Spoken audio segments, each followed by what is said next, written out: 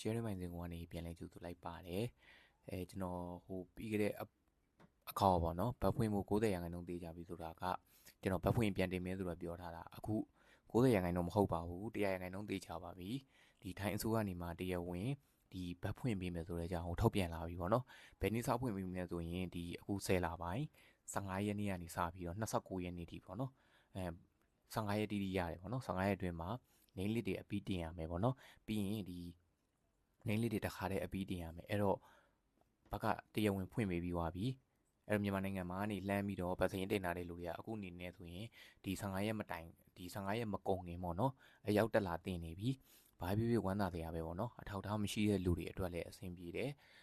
ပုံဒီအလုံးလုံးမဲ့လူတွေအတွက်ပဲပေါ့နော်ပြီးတော့ဝက်ပါမရတဲ့အခါကျရင်လည်းအလုံးလုံးလို့ဒီအဆင်ပြေတာဖြစ်တဲ့အတွက်အထောက်ထားမဲ့တွေကိုပြီးတော့ဒီ overstay ဖြစ်နေတဲ့လူတွေအတွက်ရောအကုန်လုံးအဆင်ပြေပြီးတော့